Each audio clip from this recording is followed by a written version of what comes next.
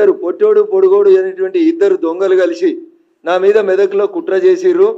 చాతగాక Congress BRS రెండు కలిసి నా మీద ఏదో నౌటంకేశాలు వేస్తాయని చెప్పి నేను చెప్తే మేము ఆ విమానంలో రాలేదని చెప్పలే, మేము కలిసి మాట్లాడుకోలేదని చెప్పలేదు, మేము కలిసి ప్రయాణం చేయలేదని చెప్పలేదు ఇద్దరు దొంగలు. ఆ ఇద్దరు దొంగలలో ఒక దొంగ వచ్చి పొద్దుగాల ఇక్కడ మాట్లాడుతూ ఉన్నాడు.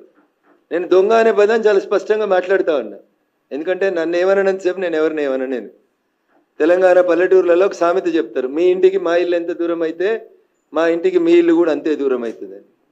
మొత్తం ప్రపంచం అంతా చూసేటప్పుడు పట్ట పగలు నోట్ల కట్టలతోటి దొరికినటువంటి దొంగ రేవంత్ రెడ్డి అని సమాజం, టీవీలు, పేపర్లు, ఛానళ్ళు 10 ఏళ్ళు ఘోషించినాయి. మరి ఆయన కేసు ఎందుకు ట్రయల్ కాలేదు? ఎందుకు శిక్ష వేయించలేదు? ఎవరితో ములాఖత్ అయ్యిండు రేవంత్ రెడ్డి? హరీష్ రావుతోట, కవితతోట, చంద్రశేఖర్ రావుతోట ఆయన ములాఖత్?